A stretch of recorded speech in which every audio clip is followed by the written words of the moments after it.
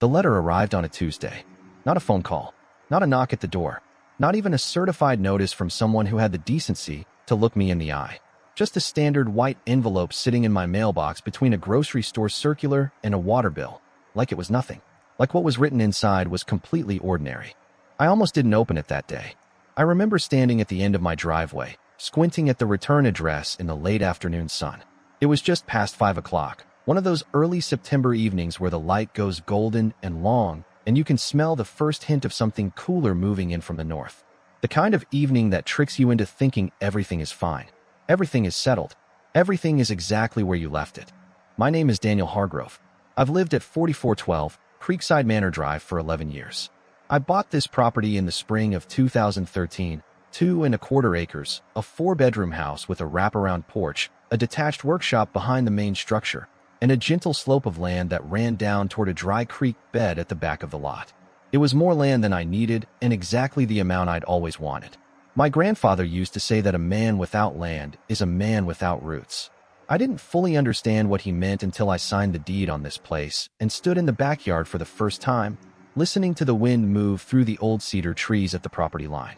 This was mine, not in an aggressive way, not in a way that needed to announce itself, just quietly, firmly, documentably mine. The Creekside Manor HOA had been operating in the neighborhood for about 14 years by the time I moved in. It wasn't one of those aggressive, fine happy associations you read about online. At least, it didn't used to be. Back when I first bought in, the HOA was run by a retired civil engineer named Walt Debnam, who held quarterly meetings in his garage, kept dues at a reasonable $90 a month, and mostly concerned himself with making sure the entrance landscaping got watered and the streetlights stayed functional. Walt wasn't perfect, but he was reasonable. He understood that the neighborhood was made up of adults who had purchased their own property and deserved to be treated like it. Walt retired from the board in 2019. That was when things started to shift. But I'm getting ahead of myself. I want to tell this story the right way, the way it actually happened, in the order that it happened, because the details matter here. Every single detail matters. I opened the envelope. The letter was printed on official Creekside Manor HOA letterhead, the kind with the little stylized oak tree logo in the upper left corner and the association's P.O. box address beneath it. It was dated September 3rd, 3 days prior. The body of the letter was 2 paragraphs, single-spaced, formatted like a business memo. I read the first paragraph twice before the words fully registered. It informed me, in the calm, administrative language of someone who does not expect to be questioned, that the Creekside Manor Homeowners Association had completed construction of Phase 1 of the neighborhood's new community recreation center, located at the rear of the common grounds adjacent to Lot 14 and Lot 15 of the Creekside Manor plat, and that as a homeowner in good standing. I was invited to a ribbon-cutting ceremony on September 18th at 3 p.m. I stood there at the end of my driveway and read that paragraph a third time. Then I looked up. From where I was standing, I could see the roofline of the new structure. I could see it clearly over the top of the wooden privacy fence that ran along the back edge of my property.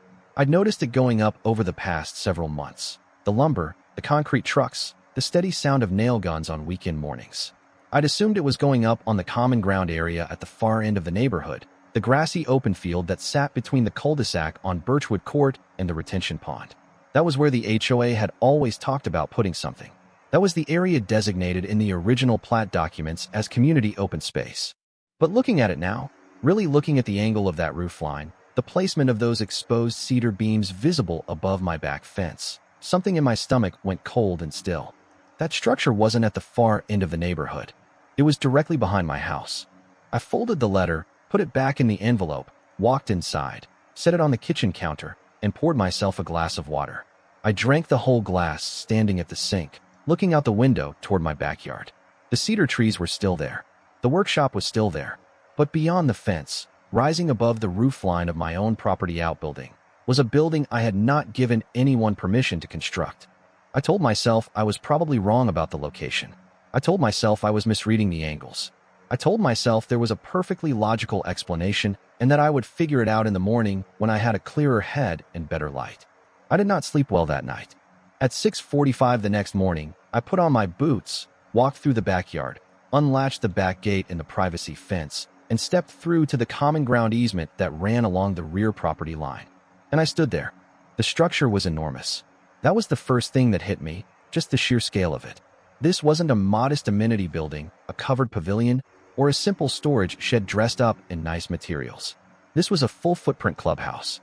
I'm talking a structure that ran at least 60 feet across and had to be 40 feet deep, with a vaulted cedar ceiling visible through the large picture windows, a wraparound deck with composite decking boards, outdoor ceiling fans already installed and turning slowly in the morning air, a stone fireplace on the exterior side wall, what appeared to be a catering kitchen visible through the glass, and a covered porch with recessed lighting along the full front facade. It was, by any objective measure, a luxury building. It had been built, from what I could tell, within feet of my rear property line. I walked along the back of the building slowly, my hands in my pockets, trying to stay calm. There were construction stakes still in the ground in a few places, those little orange flag metal pins that surveyors use. I crouched down and looked at one of them. It had a small paper tag clipped to it, weathered and curled at the edges, with a handwritten notation I couldn't fully make out in the morning light. I took a photograph of it with my phone. Then I walked the full perimeter of the building, counting my paces. Roughly 62 feet across the front, 41 feet deep on the left side. I paced from the nearest corner of the building to my fence line. 7 feet. The building was 7 feet from my fence. Now, 7 feet sounds like a reasonable setback. 7 feet sounds like there's space there. But here's what I needed to know. Where exactly was my property line relative to that fence? Because that fence, the wooden privacy fence along the back of my yard, I had installed that fence myself in 2016. I'd installed it based on where I believed my property line to be at the time. But I had never commissioned a full boundary survey on this property. I'd relied on the plat map from when I purchased the house, the same plat map that showed my lot's rear boundary running along the edge of the graded easement.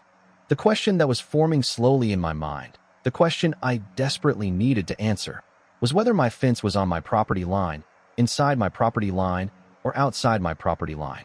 Because if my fence was even slightly inside my actual rear boundary, meaning my true property line extended further back than where I'd placed the fence, then this building wasn't 7 feet from my fence. It might be sitting directly on my land. I went back inside.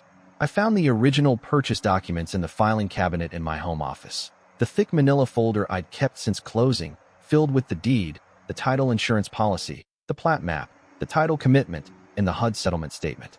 I spread them out on the kitchen table and put on my reading glasses and started going through them carefully, the way I should have done the night before instead of lying awake staring at the ceiling. The plat map showed my lot, Lot 15, Creekside Manor Subdivision, Section 2, with its dimensions clearly marked. The rear boundary of my lot was noted at 247 feet from the front property line. The lot width at the rear was noted at 88 feet. The rear boundary line was shown as coinciding with a 20-foot wide drainage easement. I measured out the lot on the plat. I compared it to what I was seeing on Google Maps satellite view on my laptop. I pulled up the county assessor's GIS parcel data on the county website because our county, like most counties, posts parcel boundary overlays on their online mapping system. And that's when I saw it.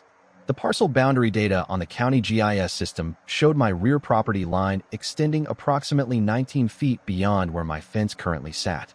19 feet.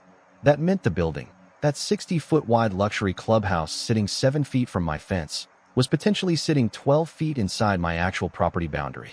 I sat back in my chair and looked at the ceiling for a long moment.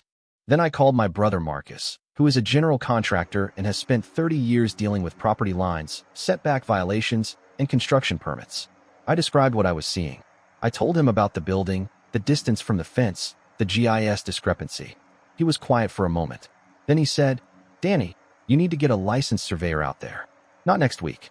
This week. Because if what you're describing is accurate, somebody built a structure on your land without your permission." I said, "I know." He said, "That's not a neighbor dispute. That's not an HOA fine. That's encroachment. That's a different category of problem entirely."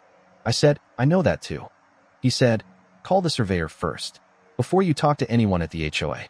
Before you attend any ribbon-cutting ceremony. Get the survey done and get the documents in your hand. Because right now you have a feeling and a GIS overlay. What you need is a legal description and a stamped survey." I called Whitfield Land and Survey the following morning. They were booked out 2 weeks, but when I explained the situation, active construction, potential encroachment, need to establish boundary before any further development, they moved me up. The surveyor could be there in 4 days. For days. I had 4 days of knowing what I suspected, without yet having the proof to act on it. Those 4 days were among the most uncomfortable of my life. Not because I was angry, though I was. Not because I was anxious, though I was that too. But because I had to go about my ordinary life knowing that something extraordinary and deeply wrong had potentially happened right in my own backyard, and I couldn't do anything about it yet except wait and watch and document. I started taking photographs every morning. The building, the construction stakes, the distance from my fence, the flagging tape, the concrete footing visible at the corner closest to my property line. I kept a log, date, time, what I observed, what photographs I took. My brother Marcus had drilled this into me over the phone. Document everything before you say a word to anyone, because the moment you open your mouth, the other side starts managing their version of events. On the second day, a Thursday, I saw a woman I didn't recognize walking around the exterior of the building with a clipboard. She was well dressed for a construction site. Slacks, a blazer the color of deep rose, low-heeled shoes that were entirely impractical for the uneven ground around the building. She had dark hair pulled back tightly, and she moved with the deliberate, unhurried confidence of someone who considers herself the person most in charge of whatever room she's in. She noticed me standing at my back gate. She smiled and waved like we were old friends. Then she walked directly toward me with the kind of purposeful stride that says, "I am not coming over here to be questioned. I am coming over here to manage you." "Mr. Hargrove?" she said. I said yes. She extended her hand. "I'm Sandra Pruitt. I'm the president of the Creekside Manor HOA board." She said it the way someone says I'm the CEO of a Fortune 500 company, a statement that is simultaneously an introduction and a warning. "I'm so glad I caught you. I wanted to personally invite you to the ribbon cutting on the 18th. It's going to be a wonderful event for the whole community." I shook her hand. I looked at her steadily. I kept my voice even and neutral. "Thank you," I said. "I had a question about the location of the building, actually." She tilted her head slightly, an almost imperceptible movement. "Of course. What's your question?" "I'm wondering how far back from my property line it sits," I said. "I've been looking at the parcel data, and the numbers aren't quite adding up for me." Sandra Pruitt smiled. It was a specific kind of smile, the kind that doesn't reach the eyes and is designed to communicate that your concern has been received, categorized as minor, and is in the process of being dismissed. "Oh, I wouldn't worry about that," she said. "We had everything reviewed by the board's engineer before we broke ground. All the setbacks are compliant. Everything was done properly." She glanced down at her clipboard briefly, then back up at me. "Is there anything else I can help you with?" I looked at her for a moment. She had answered my question without answering my question. She had told me everything was fine without providing a single piece of information that supported that claim. "I appreciate that," I said. "I've actually got a surveyor coming out in a few days, just to get a clear picture of everything." For just a fraction of a second, a flicker, barely there and gone almost before I registered it, something moved across Sandra Pruitt's face. Not alarm exactly, more like the micro-expression of someone who has just received information they were not expecting and is very quickly recalculating. Then the smile returned, smooth and complete. "Of course," she said. "That's always a good idea. Property owners should know their boundaries." She said the last word with a particular emphasis that I filed away. "I'll look forward to seeing you on the 18th. She turned and walked back toward the building. I watched her go. That's when I realized, not fully, not with complete certainty yet, but in the way that your gut knows something before your brain catches up, that this wasn't a misunderstanding. This wasn't an honest mistake made by a well-intentioned board that had miscalculated setbacks. The speed of that smile recovery, the precision of her non-answer, the way she'd said property owners should know their boundaries. This was planned. The survey team from Whitfield Land and Survey arrived on a Saturday morning at 8 o'clock.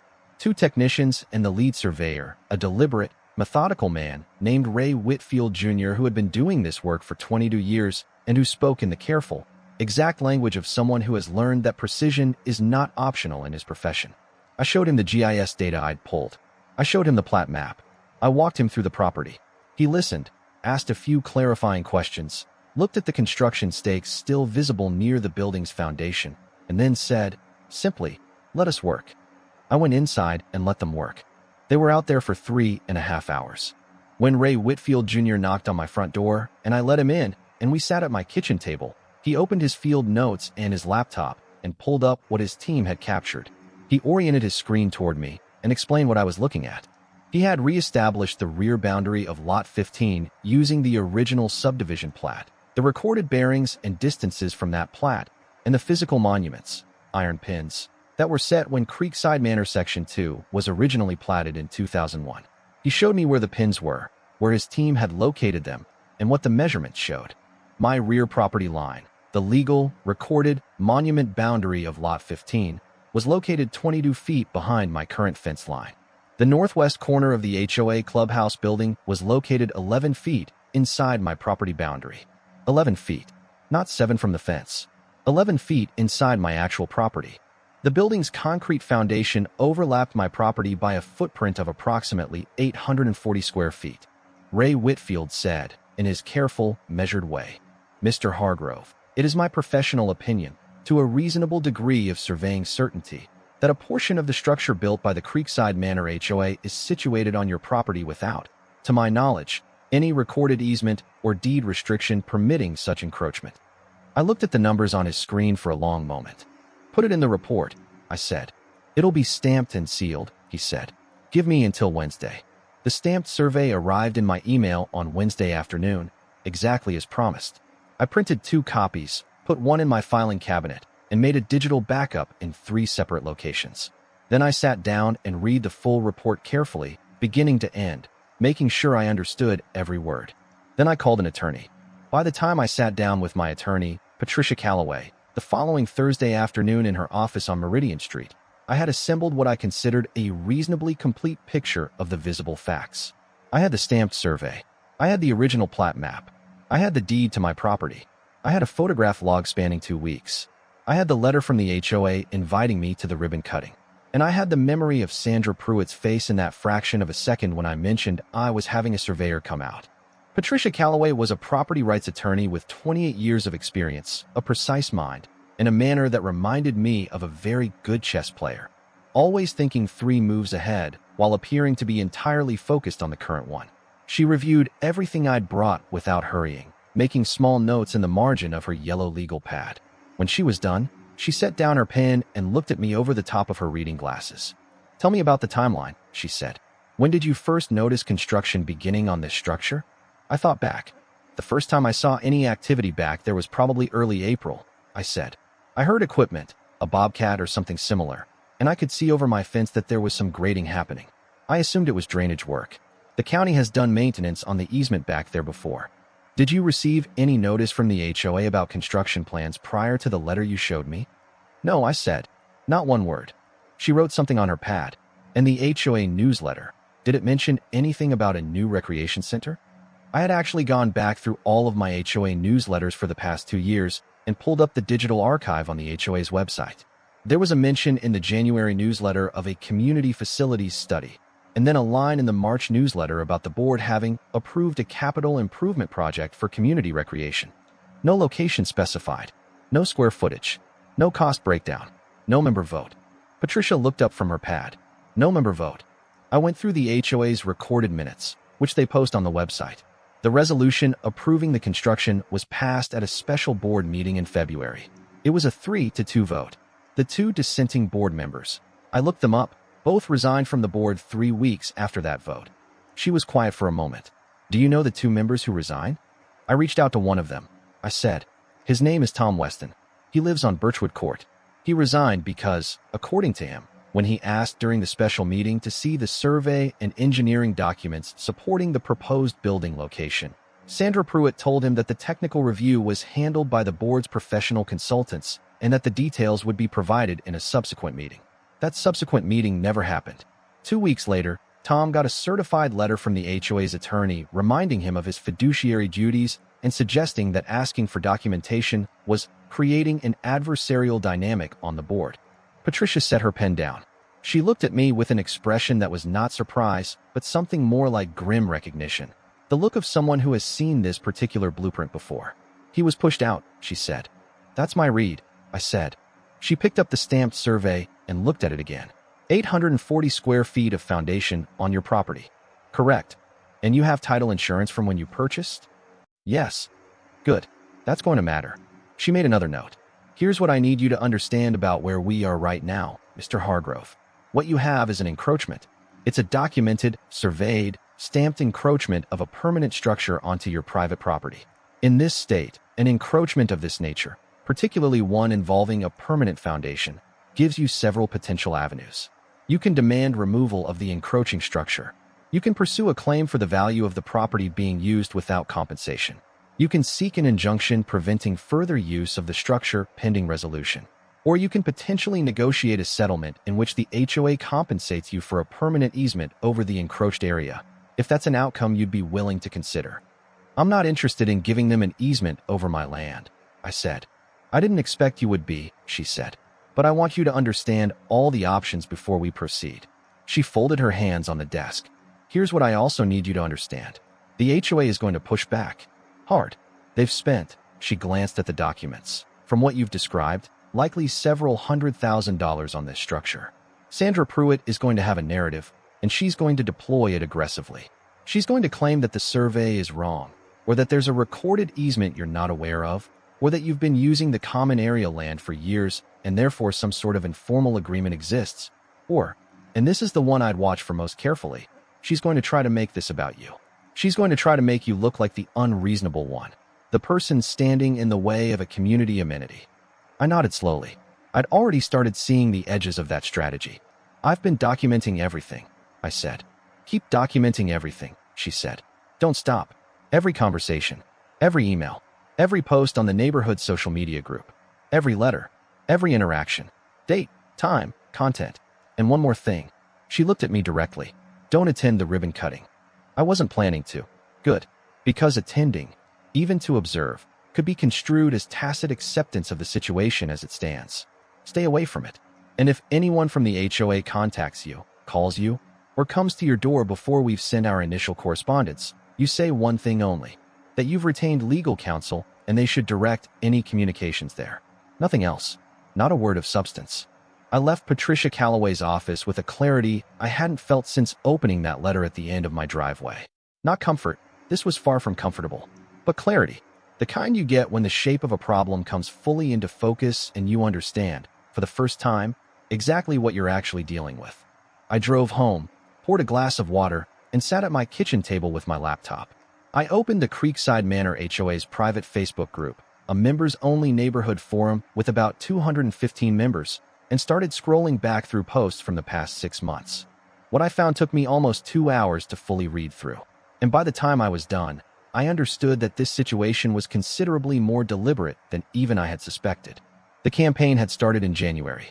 There was a post from Sandra Pruitt on January 14th, just a month before the special board meeting where the construction was approved, announcing that the board was exploring exciting opportunities to enhance our neighborhood's quality of life through community recreation. The post had 63 likes and 27 enthusiastic comments. Sandra had replied personally to many of them, building anticipation, talking about resort-style amenities, increasing property values, and making Creekside Manor the most desirable address in the county. Not one word about location. Not one word about which parcel of land the proposed facility would occupy. Just the dream of it. The polished, appealing, community-forward face of a project being sold before its details were ever disclosed. In February, after the board vote, but before any public announcement of the building's location, there was a post showing architectural renderings. Beautiful digital images of a cedar and stone structure with a great room, catering kitchen, outdoor fireplace, and wraparound deck. The renderings were professionally produced. This was not clip art. Someone had paid a real architect for these visuals. The post had 91 likes.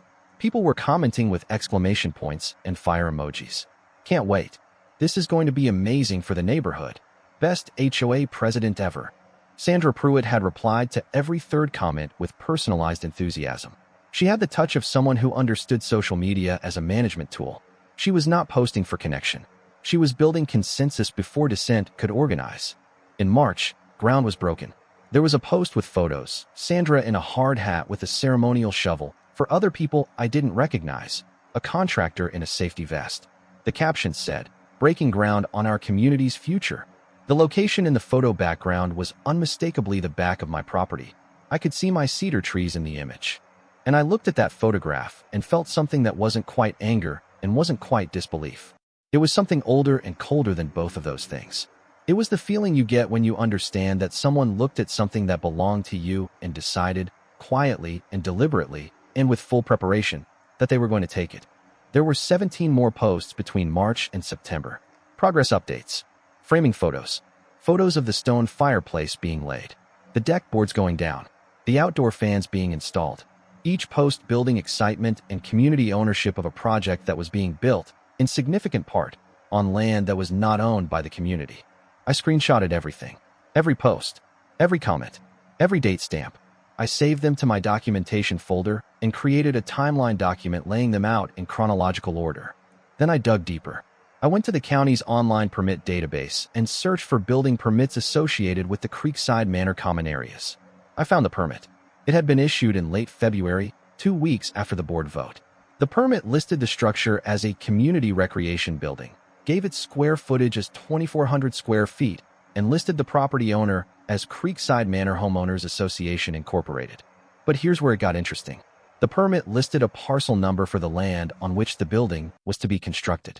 I took that parcel number and ran it through the county GIS system. The parcel number on the building permit corresponded to the HOA's common area parcel, the designated open space at the far end of the neighborhood near Birchwood Court and the retention pond, not the rear easement area adjacent to my property. The permit had been pulled for a different location entirely. I sat with that for a long moment. The building that had been built behind my house had been permitted for a completely different parcel of land. That was not a clerical error.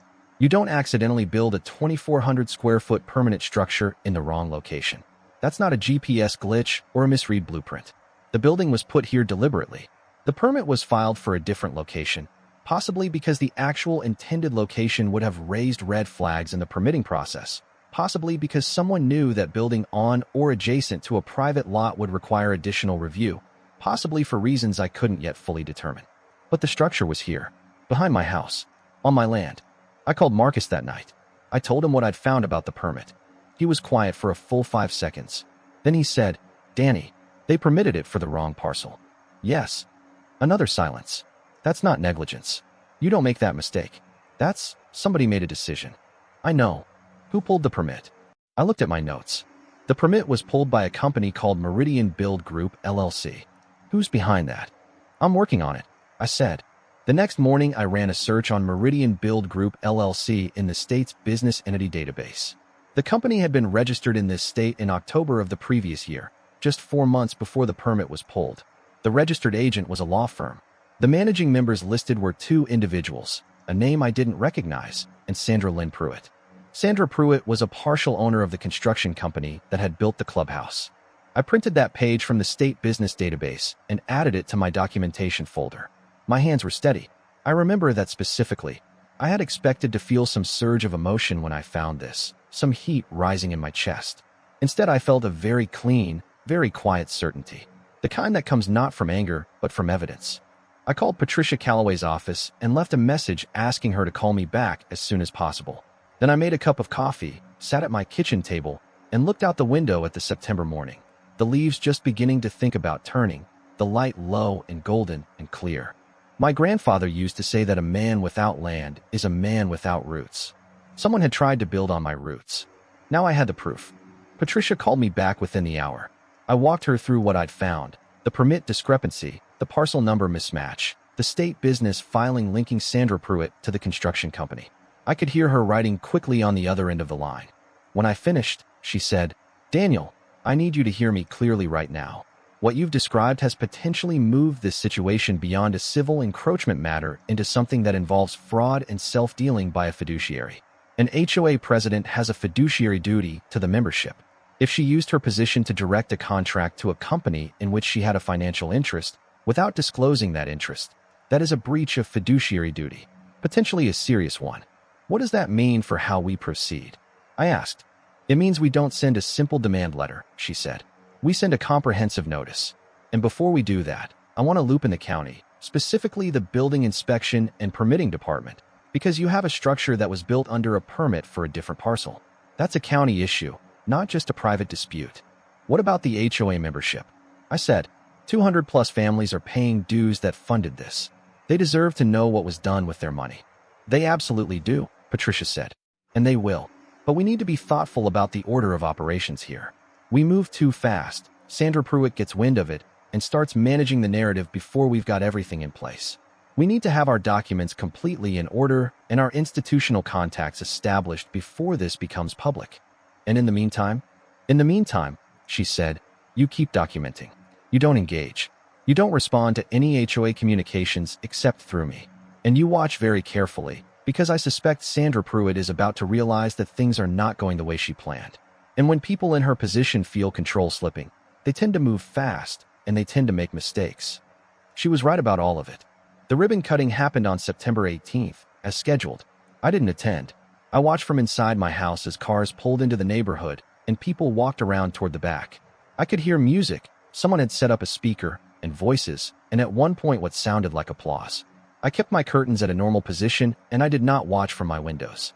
I just went about my day. At 6:47 that evening, my phone showed a notification from the Creekside Manor HOA Facebook group. Sandra Pruitt had posted a photo album from the ribbon cutting. 47 photos. Everyone smiling. The building gleaming in the afternoon light. Champagne glasses. Children running on the deck. A photograph of Sandra herself cutting a ribbon with oversized scissors. Laughing, the building spread behind her like a monument to everything she'd accomplished. The caption read, "Today, Creekside Manor wrote the next chapter of our story together. This beautiful space belongs to all of us. Built with care, built with vision, built with this community's future in mind. I am so proud of what we have created together." I read that caption 3 times. Built with care, built with vision, built on 11 feet of my property.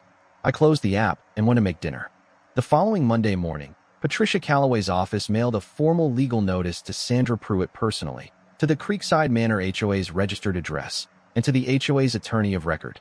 The notice documented the encroachment, cited the stamped survey, noted the permit discrepancy, referenced the potential conflict of interest involving Sandra Pruitt's connection to Meridian Build Group LLC, and formally demanded that the HOA cease and desist from any further use of the encroaching structure pending resolution of the property boundary dispute. It also formally requested, within 15 days, a complete accounting of all contracts and expenditures related to the construction project, including all bids received, the final awarded contract, and documentation of the board's process for selecting the contractor. It was, as Patricia described it to me when she called to tell me it had been sent, a comprehensive document. Every element of what we'd found, laid out clearly and methodically, with citations to the relevant legal standards and a timeline of events supported by documentation. I imagine Sandra Pruitt opening that letter. I imagine the moment when she read the part about Meridian Build Group LLC. I imagine her face. Whatever she felt in that moment, I was not there to see it, but I was about to watch what she did next. And what she did next told me everything I needed to know about exactly what kind of person she was. 3 days after the legal notice was sent, she posted to the HOA Facebook group. The post ran nearly 500 words. It was carefully written, too carefully written for social media, the kind of thing that's drafted and revised, and maybe even reviewed by someone before it goes up. It began by expressing her deep personal sadness that a member of the community had chosen to involve lawyers rather than coming to the board directly with their concerns. It described the Clubhouse project as the result of years of community input and careful planning. It said that the board had taken every proper step in the development of the project and that all construction had been done in full compliance with applicable regulations. It described the legal notice as an attempt by one homeowner to interfere with a community asset that benefits hundreds of families. And then, at the very end, in the closing paragraph, it said this: "We want to be transparent with our community. A small number of property records from the original subdivision platting contain minor surveying discrepancies that have been known about for years and are in the process of being formally resolved through the county. This situation is entirely routine and does not affect the location or legality of our new recreation center.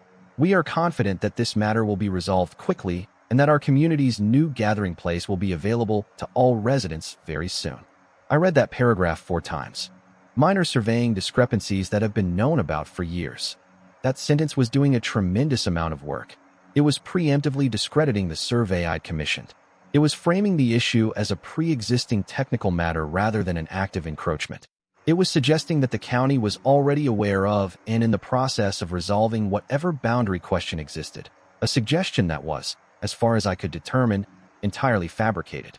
And it was doing all of this in a 500-word post designed to reach 215 homeowners before any of them had an opportunity to hear what the survey actually said or what the legal notice actually contained. I forwarded the post to Patricia. Her response came back in 40 minutes. Exactly what I expected. Don't respond. Don't comment. Screenshot and save. This post just became an exhibit. The comments on Sandra's post told me what I was up against in terms of public sentiment. Many of the neighbors believed her. Of course they did. She was the HOA president. She was articulate. She had spent 8 months building community enthusiasm for this project, and now she was presenting herself as the victim of a litigious neighbor. The comments were supportive, sympathetic, and in some cases actively hostile toward me. Though no one named me directly, the references to one homeowner and lawyers made it clear enough. One comment stopped me. It came from a neighbor I knew, a woman named Denise Harrington who lived 3 houses down, who had always been friendly, who had waved at me from her driveway 100 times. Her comment said, "This is so disappointing. Why would someone do this to a community they're part of? Some people just can't stand to see others succeed." I read that comment and felt something quiet and sharp. Not anger, more like a kind of solitary clarity. The clarity that comes when you understand you are going to have to be right, completely and documentably right, in a situation where the other side has already won the popularity contest. But here's the thing about evidence. Evidence doesn't care about popularity. Evidence doesn't care about community sentiment or ribbon-cutting ceremonies or carefully crafted Facebook posts. Evidence exists independent of who believes it. And I had the evidence. The next week, I did something deliberate. I reached out, through Patricia, formally, to the 2 board members who had resigned. Tom Weston responded immediately. He had kept, it turned out, detailed notes from the special board meeting in February. He had also kept a copy of an email he'd sent to Sandra Pruitt in late January asking for the specific legal description of the parcel on which the building would be constructed. Sandra's email reply, which Tom forwarded to Patricia, said only, "That information is being finalized by our engineer and will be distributed to the board prior to the vote." The vote had been held before that information was ever distributed. Tom had another document that was, in some ways, more valuable than any of the others. It was a copy of a draft site plan, not the final permit documents, but an early draft that had been sent to the board members in late January as part of the preliminary planning materials. On that draft site plan, the proposed building location was shown with a lot line overlay. And on that overlay, drawn in dotted lines, the rear boundary of Lot 15 was shown, with a notation in the margin that read, in small, neat handwriting, "Confirm easement or acquisition before final siting." Confirm easement or acquisition before final siting.